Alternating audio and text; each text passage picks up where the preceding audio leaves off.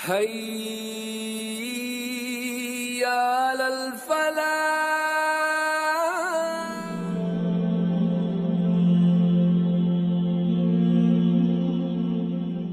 الحمد لله رب العالمين الصلاة والسلام على رسول الأمين أما بعد قال الله تبارك وتعالى في الكلام الحكيم والفرقان المجيد فأعوذ بالله السميع العليم من الشيطان الرجيم بسم الله الرحمن الرحيم وأوحي إلى نوح أنه لن يؤمن من قومك إلا من قد آمن فلا تبتئس بما كانوا يفعلون آمنت بالله صدق الله العلي العظيم اللهم ربنا أرنا الحق حقا وارزقنا اتباعه وأرنا الباطل باطلا وارزقنا اجتنابه آمنت بالله صدق الله العلي العظيم السلام علیکم ورحمۃ اللہ. محترم ناظرین و ناظرات، ایک لمبے عرصے کے بعد آپ سے پھر روبرو ہونے کا موقع نصیب ہوا. امید ہے آپ سب بخیر و عافیت ہوں گے. اللہ تبارک و تعالیٰ سے دعا ہے کہ اس رابطے کو، اس جذبے کو، اس ملنساری کو برقرار رکھے. آمین ثم آمین. درس قرآن کے سلسلے میں آج میرے اوپر سورہ ہود رکوع نمبر 4 کے حوالے سے ذمہ داری عائد کر دی گئی. اس رکوع کے حوالے سے اور اس رکوع کے ساتھ ساتھ جو پچھلا رکوع ہے یعنی کہ سورہ ہود کا رکوع نمبر 3، اس کا جو پس منظر ہے اس پر کل اور اس سے پہلے ہمارے مقرر صاحب نے تھوڑی بہت روشنی ڈالی ہے. ان تمام باتوں کو ذہن میں رکھتے ہوئے ہم یہاں سے آگے کا سلسلہ بڑھائیں گے. دیکھیں، اس سے پہلے یہ بات آپ جان لیجئے کہ قرآن پاک میں جب بھی کسی پیغمبر کا، کسی نبی کا، کسی رسول کا ذکر آتا ہے تو وہ محض قصہ گوئی کے لیے بیان نہیں کیا جاتا. ان میں 2 طرح کے اہم آبجیکٹیوز اللہ تبارک و تعالیٰ کو فلفل کرانے ہوتے ہیں. پہلا آبجیکٹیو ہے کہ مشرکین مکہ کو بات سمجھانا. اب دیکھ لیجئے، آپ کی قرآن پاک کے اندر عمومی طور، کل شہباز صاحب فرما رہے تھے، اکثریت میں جن 6 نبیوں کے حوالے سے تذکرہ خیر کیا جاتا ہے ان کے بارے میں عرب کے مشرکین کو ذرا سی شدھ بودھ تھی. ان پیغمبروں کے جو اقوام ہیں وہ جن جن بستیوں میں رہتے تھے ان بستیوں کے کھنڈرات عرب کے مضافات میں ابھی بھی موجود تھے. ان کی روایات میں یہ بات چلتی تھی کہ فلاں جگہ پر فلاں واقعہ پیش آیا تھا، فلاں قوم کے ساتھ فلاں معاملہ انجام دیا گیا. تو اس طرح سے ان لوگوں کو اب یہ بات سمجھائی جاتی تھی، اس آبجیکٹیو کو ذہن میں رکھتے ہوئے کہ انہیں یہ بات سمجھنے میں کوئی دقت پیش نہیں ہوگی. سیکنڈ آبجیکٹیو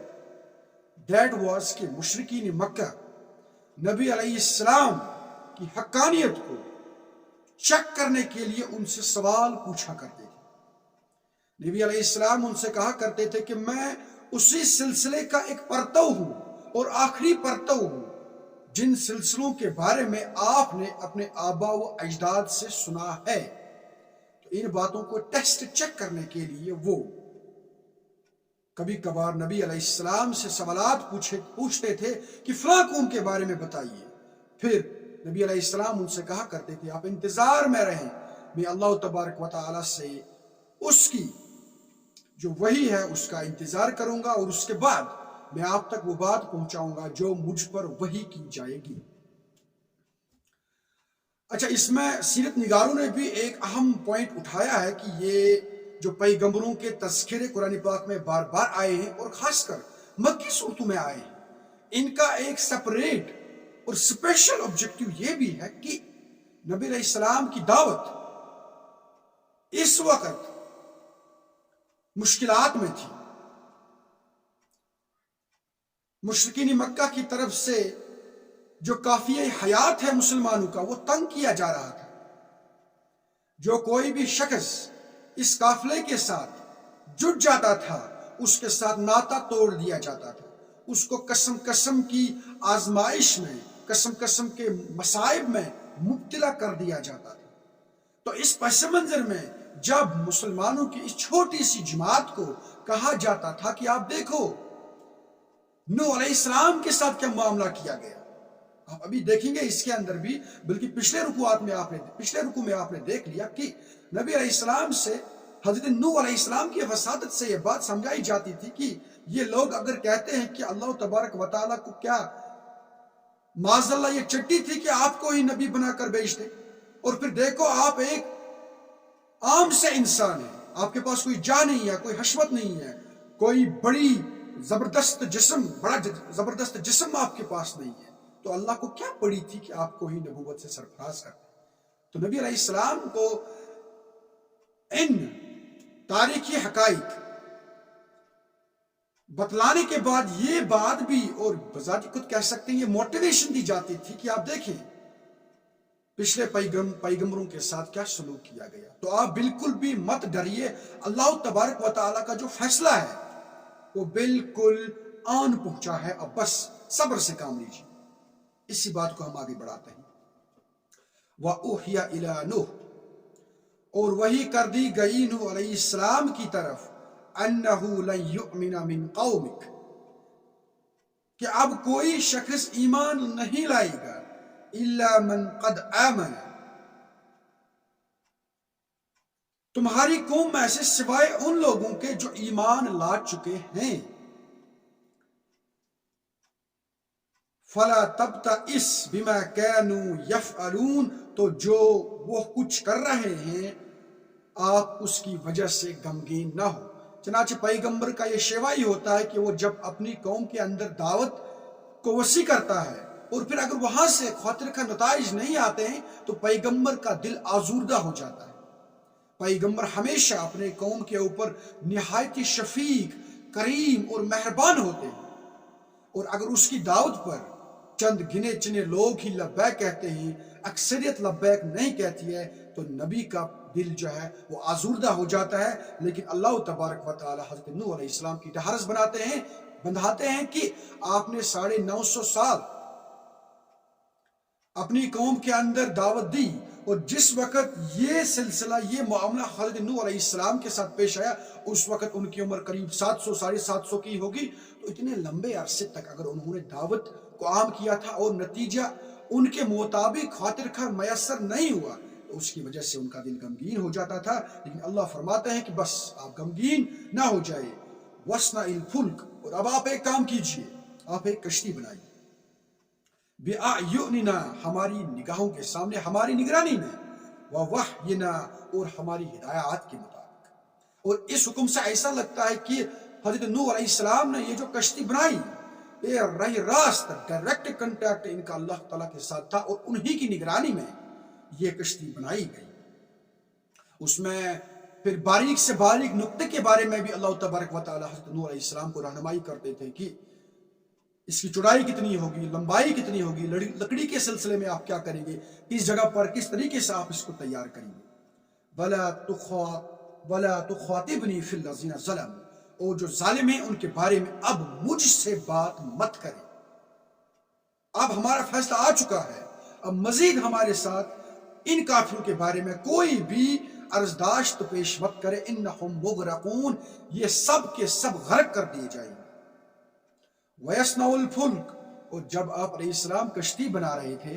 वकुल्लमा मर्र अलैहि मलअुम मिन कौमिही, और इस दौरान जब आपके पास से आपकी कौम के सरदार गुजरते थे, सखिरू मिन्हु, तो वो आपका मजाक उड़ाते थे। सब सीधी सी बात है, दूर दूर तक कहीं पानी का नामो निशान नहीं था, समंदर का कोई नामो निशान नहीं था। इन हालात में इस जगह पर जब हज़रत नूह अलैहिस्सलाम एक लंबी सी कश्ती बनाते थे, और रिवायात के अंदर आता है कि इस कश्ती की जो लंबाई थी वो 1200 हाथ थी, और चौड़ाई जो थी वो 600 हाथ थी। तफसीर इब्न कसीर ने इस बात को नकल किया है। इतनी बड़ी कश्ती इस खुशक जगह पर तैयार करना बजाती खुद आपके लिए तमस्खुर का जरिया बन जाता था, और آپ کی قوم کے سردار آپ علیہ السلام پر مذاق اڑاتے تھے. قال ان تسخروا منا، نوح علیہ السلام اس دوران ان سے فرماتے تھے کہ تم ہم سے تمسخر کر رہے ہو تو کرو، کوئی بات نہیں. فإنا نسخر منکم کما تسخرون، وہ وقت قریب ہے جب ہم بھی تم سے تمسخر کریں گے جیسے کہ اب تم ہم سے تمسخر کر رہے ہو. فسوف تعلمون، تو ان قریب تم لوگ جان لو گے، من یأتہ عذاب یخزیہ، کہ کس پر آتا ہے وہ عذاب جو اس سے رسوا کر دے گا. وَيَحِلُّ عَلَيْهِ عَذَابٌ مُقِيمٌ، اور کس پر اترتا ہے وہ عذاب جو قائم رہنے والا ہے. ایک تو ہوا سیدھا سادہ عذاب، دوسرا ہوا وہ عذاب جو پوری بنی نوع انسانیت کے لیے عبرت کا سامان بنے. ایسا عذاب آپ لوگوں پر قریب آنے والا ہے. حَتَّى إِذَا جَاءَ أَمْرُنَا وَفَارَتِ التَّنُورُ، یہاں تک کہ اللہ تبارک و تعالیٰ فرماتے ہیں یہاں تک کہ جب ہمارا حکم ہوا اور تنور جوش سے ابل پڑا. اب یہ تنور کیا ہے؟ کل بھی شہباز صاحب اس پر گفتگو فرما رہے تھے اور ایچ جی ویلز کے حوالے سے انہوں نے کئی سارے باتیں آپ کے سامنے رکھی. تو آپ بالکل اس وقت یہ سمجھ لیجئے کہ زمین کا حکم ہوا کہ آپ ابلو، آپ کے اندر جتنا کچھ پانی ہے اس کو اپنے اوپر لاؤ. اس کو ہم کہہ سکتے ہیں جنرل انڈرسٹینڈنگ میں یہ تنور تھا. یہ کوئی خاص جگہ بھی ہو سکتی ہے جہاں سے پانی کے چشمے پھوٹ رہے تھے. اس کے بعد قُلْ نَحْمِلْ فِيهَا مِنْ كُلِّ زَوْجَيْنِ، ہم نے کہا اے نوح اب اپنی اس کشتی میں تمام جانداروں کا ایک ایک جوڑا رکھ لو. زوجین اثنین، ایک ایک جوڑا رکھ لو. وہ اہلک، اور اپنے اہل و عیال کو بھی اس کشتی میں بٹھا دو. الا من سبق علیہ القول، سوائے ان لوگوں کے جن کے بارے میں ہم پہلے ہی حکم دے چکے ہیں. اب دیکھ لیجئے یہاں سے یہ سمجھ میں آتا ہے کہ یہ کشتی بہت لمبی ہوگی، کیونکہ جہاں پر وقت کے موجودہ وقت کے تمام جانداروں کے زوجین، ان کے جوڑے اس کشتی میں بٹھائے جانے تھے، وہ کشتی سیدھی سی بات ہے بہت لمبی ہوگی. اور کہا جاتا ہے تفسیر ابن کثیر میں لکھا ہے کہ اس کشتی کے اس کی 3 منزلیں تھیں. 3 سٹوریڈ بوٹ یہ تھی، اور ایک منزل میں انسان تھے، دوسرے منزل میں چوپائے تھے، اور تیسری منزل میں پرندے تھے. کیونکہ اللہ تبارک و تعالیٰ کو اس وقت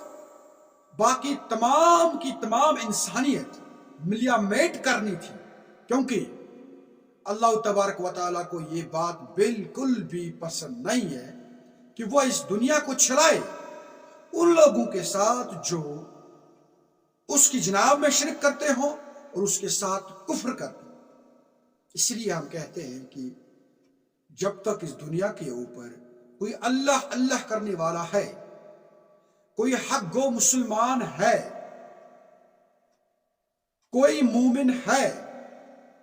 کوئی تقوی کی روش اختیار کرنے والا ہے، تب تک اس دنیا کو قائم رہنا ہے.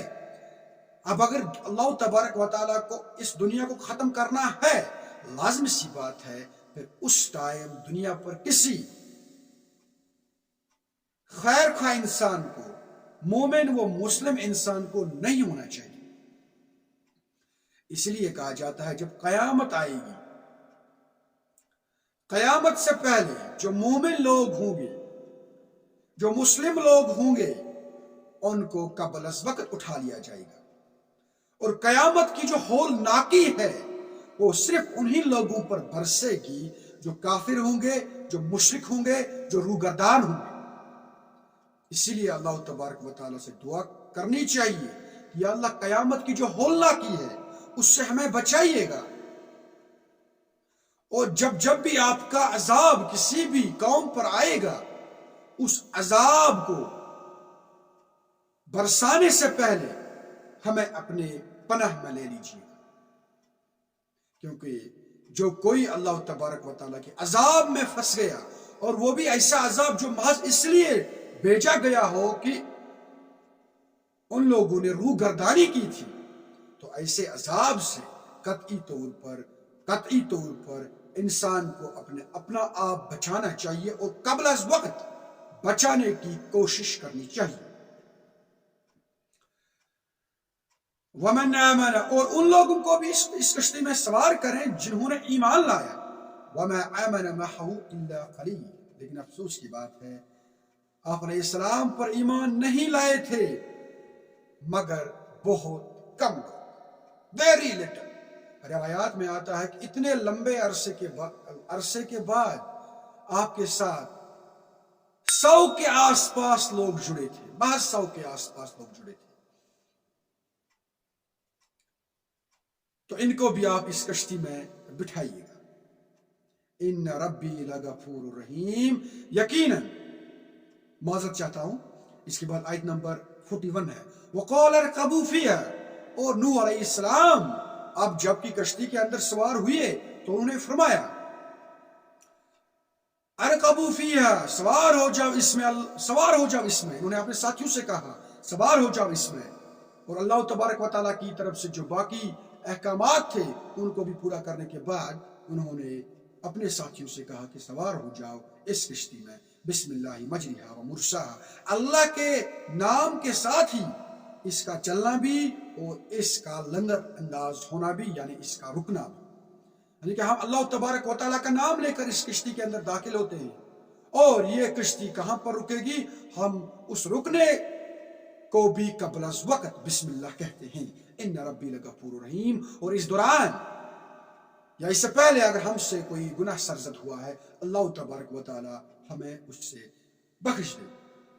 اس کے بعد آیت نمبر 42، وَهِيَ تَجْرِي بِهِمْ فِي مَوْجٍ كَالْجِبَالِ، اور اب یہ کشتی چل رہی تھی ان سب کو لے کر پہاڑ جیسی موجوں کے درمیان سے، یعنی کہ وہ جو لہریں تھی، وہ جو ویوز تھی، وہ اتنی بڑی تھی جتنی بڑی کوئی پہاڑی ہوتی ہے۔ اب دیکھ لیجئے اتنا زبردست طوفان وہاں پر آیا تھا، اور اس طوفان کی وجہ سے وہاں کے حالات کتنے خطرناک ہوتے، اور جو لوگ اس عذاب میں مبتلا ہوتے ان پر کیا گزری ہوگی۔ وَنَادَى نُوح، اور اس دوران نوح علیہ السلام پکار اٹھے، ابنہ وکان فی معزل، اپنے بیٹے کو جو کہ ایک کنارے کی طرف بیٹھا ہوا تھا۔ جب یہ طوفان اٹھ گیا تو ان کا ایک بیٹا جس کا نام یام تھا، یہ یام بیٹا حضرت نوح علیہ السلام کے جو تھے یہ نافرمان تھے، انہوں نے ایمان نہیں لایا تھا، تو اس کو اب یہ اپنے شفقت پدری کے مارے پکار اٹھتے ہیں کہ اے میرے بیٹے، ارکب معنا، آؤ ہمارے ساتھ، ولا تکن مع الکافرین، اور کافروں کے ساتھ مت رہو، کیونکہ اللہ تبارک و تعالیٰ کا عذاب اب برس چکا ہے، آپ مزید اب ہر درمی کے اندر مبتلا مت ہو جاؤ، چلو ہمارے ساتھ۔ حضرت نوح علیہ السلام کے 4 بیٹے تھے، ایک یہ جن کا تذکرہ یہاں پر کیا گیا ہے جن کا نام یام تھا، اور دوسرے حام تھے، تیسرے سام تھے، اور چوتھے یافس تھے۔ باقی جتنی بھی آبادی تھی وہ ملیا میٹ ہو گئی، نسیم منسیہ ہو گئی، اور پھر انہی سے دنیائے انسانیت کا سلسلہ آگے بڑھا۔ ان میں سے بعض قبیلے ایشیا کی طرف آئے، بعض یورپ کی طرف آئے، بعض مشرقی وسطی ایشیا کی طرف چلے گئے، تو پھر انہی سے پھر آگے کا جو سلسلہ ہے وہ چلا۔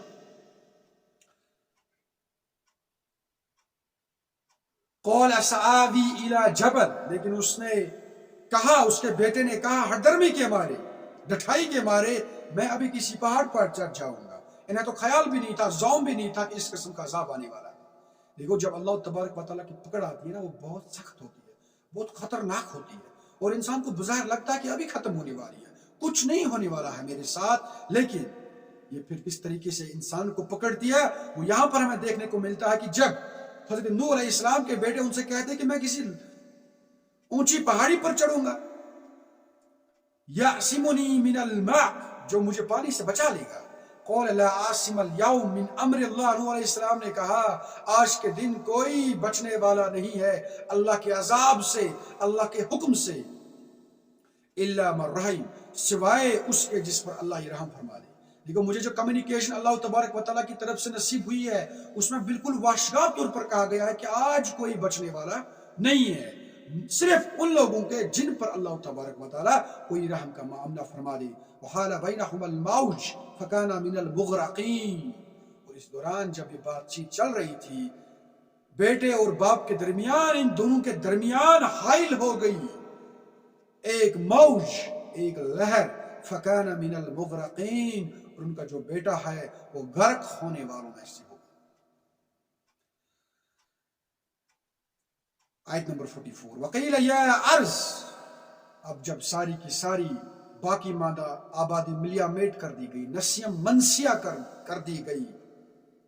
تو اب حکم ہوا آسمان سے، آسمان اب تم تھم جاؤ، آسمان سے پانی برس رہا تھا، آسمان کو اب کہا گیا تم تھم جاؤ۔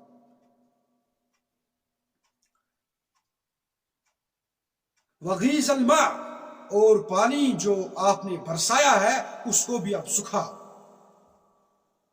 جو سورج ہے اس کو باہر نکالو اور اپنے اندر اس قسم کی تپش لاؤ کہ یہ جو پانی نیچے زمین پر موجود ہے یہ پورا کا پورا آپ نے سکھانا ہے۔ یہ حکم ہوا آسمان کو، وقضی الامر، اور ہم نے اپنا فیصلہ جو ہے وہ چکا دیا، ہم نے جو کاروائی کرنی تھی وہ ہم نے انجام کر ڈالی۔ واستوت علی الجود، اور کشتی جو ہے وہ جودی پہاڑ پر ٹھہری۔ یہ جو پہاڑی ہے یہ آذربائیجان کا جو سلسلہ ہے، پہاڑی سلسلہ جو ہے اس کے علاقے اور ترکی کی سرحد کے قریب ہے، اور کسی زمانے میں یہ خبر مشہور ہوئی تھی کہ اس پہاڑی سلسلے کی ایک چوٹی پر کسی جہاز کے پائلٹ نے کوئی بڑی کشتی نما چیز دیکھی تھی۔ اب یہ بات صحیح ہے یا غلط، لیکن اللہ تبارک و تعالیٰ نے ان چیزوں کو دنیا انسانیت کے لیے عبرت کا سامان بنانا ہوتا ہے تو لازمی سی بات ہے، اور قرین قیاس ہے، ان جیسے جو شواہد ہیں، قرائن ہیں، ان کو محفوظ اللہ تبارک و تعالیٰ بھی رکھیں گے۔ چنانچہ ان باتوں کا اشارہ قرآن پاک کی بعض آیات میں بھی ہمیں دیکھنے کو ملتا ہے۔ آیت نمبر 45، ونادى نوح، اور پکارا نوح علیہ السلام نے ربہ، اپنے رب کو، فقال رب ان ابنی من اہلی، کہ اے میرے رب میرا بیٹا میرے اہل میں سے تھا، یعنی جس بیٹے کو آپ نے غرق کر دیا وہ تو میرا اپنا تھا۔ وَإِنَّ وَعْدَكَ الْحَقُّ، اور یقیناً آپ کا جو وعدہ ہے وہ سچا ہے، وہ حق ہے۔ وَأَنْتَ أَحْكَمُ الْحَاكِمِينَ، اور تو تمام حاکموں میں سب سے بڑا اور سب سے اچھا فیصلہ کرنے والا ہے۔ اور ایسا لگتا ہے کہ جیسے کہ اللہ تبارک و تعالیٰ نے پہلے کمیونیکیٹ کیا تھا کہ جو اہل ایمان ہوں گے یا جن کے بارے میں میری ریکمنڈیشن ہوگی، میرا حکم ہوگا، صرف ان کو بچنا ہے، تو شاید اس میں نوح علیہ السلام کو یہ زعم ہوا ہوگا کہ اس میں ان کے یہ بیٹے بھی ہیں، لیکن جب کہ ان کے بیٹے غرق کر دیے گئے تو یہ اللہ تبارک و تعالیٰ کی جناب میں اپنے بیٹے کے حوالے سے درخواست کرتے ہیں۔ اس کے بعد آیت نمبر 46، قال یا نوح، اللہ تبارک و تعالیٰ نے فرمایا کہ اے نوح انہو لیس من اہلک، وہ تمہارے اہل میں سے نہیں ہے، انہو عمل غیر صالح، اس کے اعمال غیر صالح۔ استغفر اللہ، یہ زبردست بات یہاں پر ہے، اور اس بات کے اوپر اگر ہم ذرا سا فوکس کریں گے تو ایک بہت بڑی بات سمجھنے میں آئے گی۔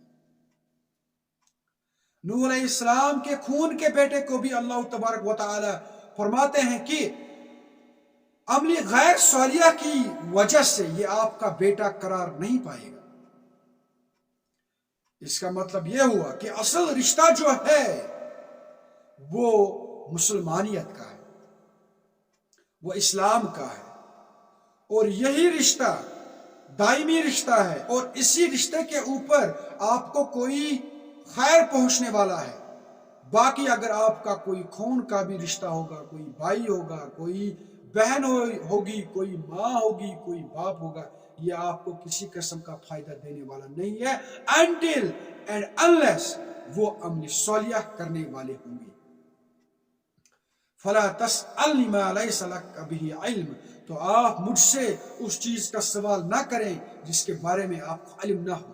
یہ اللہ تبارک و تعالی حضرت نوح علیہ السلام سے کہتے ہیں کہ آپ شفقت فطری کے مارے اپنے بچے کے حوالے سے درخواست کرتے ہیں، لیکن آپ کو کیا معلوم کہ آپ کا جو بیٹا ہے وہ کس قسم کے گندے کاموں میں، غلیظ کاموں میں مبتلا تھا۔ انی اعظک ان تکون من الجاہلین، میں آپ کو نصیحت کرتا ہوں کہ آپ جذبات سے مغلوب ہو جانے والوں میں سے نہ بنیں۔ اس کے بعد آیت نمبر 48، قال رب انی اعوذ بک،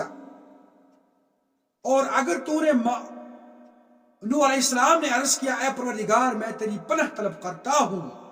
ان اسألک ما لیس لی بہ علم، اس سے کہ میں تجھ سے ایسی بات کا سوال کروں جس کے بارے میں میرے پاس کوئی علم نہ ہو۔ یا اللہ، میں نے شفقت پدری کے مارے اور سطحی انفارمیشن کی وجہ سے آپ سے درخواست کی، لیکن مجھے کہاں معلوم تھا کہ میرا جو بیٹا ہے یا میری جو انفارمیشن ہے اس کے مطابق نوح علیہ میرے جو بیٹے ہیں یہ اس قسم کے خرافات میں مبتلا ہیں۔ اس سے اب لگتا ہے کہ حضرت نوح علیہ السلام کو اس سے پہلے یہ بات معلوم نہیں تھی، ان کا جو بیٹا ہے وہ کافروں کی پارٹی سے جا ملا ہے، اور اس قبیل میں اس بیٹے، اس یام کے بیٹے کی جو ماں ہے وہ بھی اس کے ساتھ تھی، یعنی کہ نوح علیہ السلام کی ایک بیوی جو تھی وہ بھی ان کافروں کے ساتھ تھی، اور وہ اس کو بھی غرق کر دیا گیا تھا۔ اور اس کے بعد یہ اللہ تبارک و تعالیٰ کی جناب میں درخواست کرتے ہیں وَإِلَّا تَغْفِرْ لِي، اور اگر تو نے مجھے معاف نہیں کیا وَتَرْحَمْنِي، اور مجھ پر رحم نہ فرمایا، أَكُمْ مِنَ الْخَاسِرِينَ، تو میں خسارہ پانے والوں میں سے۔ یا اللہ، میں نے جو یہ آپ سے درخواست کی تھی، مجھے اب معلوم ہوا کہ یہ درخواست قابل قبول نہیں تھی، یہ جنون درخواست نہیں تھی، میں اب آپ کی پناہ چاہتا ہوں اگر مجھ سے کوئی سہو اس بارے میں ہوئی ہے۔ آیت نمبر 48، قیل یا نوح بت بسلام، اب حکم ہوا اے نوح اتر جاؤ ہماری طرف سے سلامتی کے ساتھ، منا و برکات، اور برکتوں کے ساتھ، علیکا آپ پر، وعلی ممن معک، جو بھی آپ کے ساتھ ہوں گے ان پر بھی سلامتی اور برکتیں ہوں، اور ان امتوں پر بھی جو آپ کے ساتھیوں کی نسلوں سے وجود میں آئے گی۔ اب اللہ تبارک و تعالیٰ نے یہاں پر ان سے کہا کہ اب یہ جو ساری کی ساری دنیا ہم نے ملیا میٹ کر دی، محض آپ کی چھوٹی سی ننھی سی جماعت باقی رہ گئی، لیکن جاؤ اب میں تم پر سلامتی بھیجتا ہوں اور برکتوں سے آپ کو مالا مال کرتا ہوں، آپ کی اولادوں میں بھی برکت ہوگی، آپ کے پیداوار میں بھی برکت ہوگی، آپ کے ساتھ جو جانور ہیں، جو پرندے ہیں، جو باقی ضروریات ہے، جو باقی سامان ہے، اس میں بھی برکت ہوگی، اور اسی سے پھر دنیا انسانیت کا سلسلہ آگے بڑھا۔ وَأُمَمٌ سَنُمَتِّعُهُمْ، اور کچھ اور قومیں جنہیں ہم کچھ فوائد دیں گے، ثُمَّ يَمُسُّهُمْ مِنَّا عَذَابٌ عَلِيمٌ، پھر ان کو ہماری طرف سے ایک دردناک عذاب آ پکڑے گا۔ اب اللہ تبارک و تعالیٰ نے یہاں پر حضرت نوح علیہ السلام کو قبل از وقت یہ انفارمیشن دے دی کہ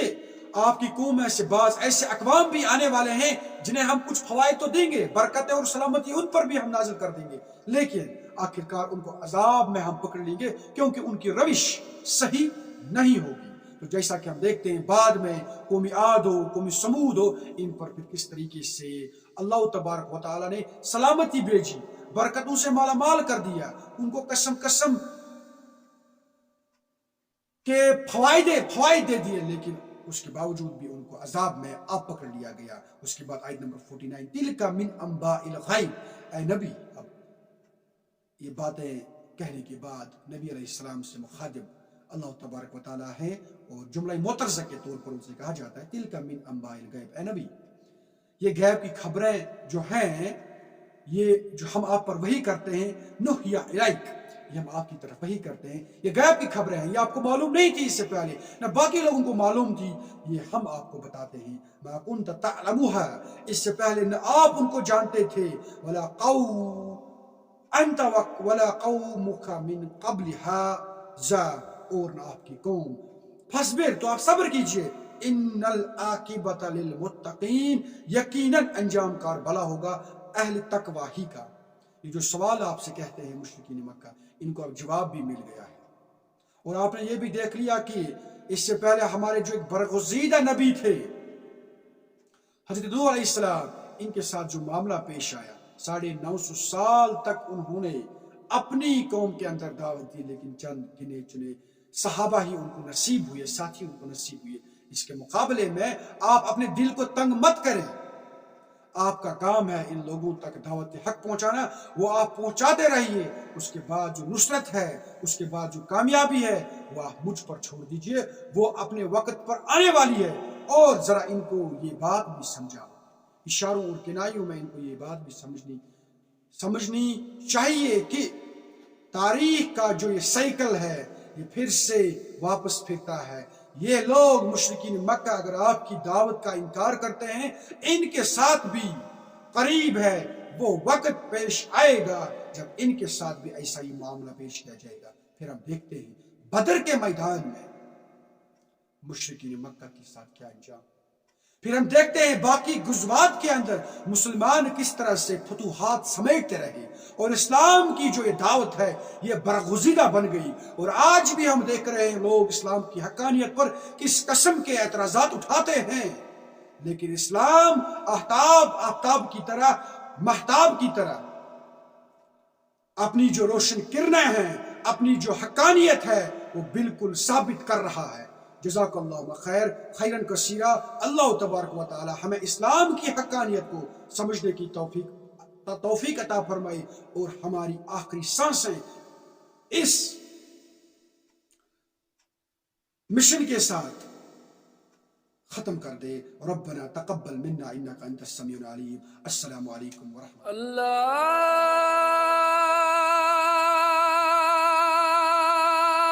اکبر، اللہ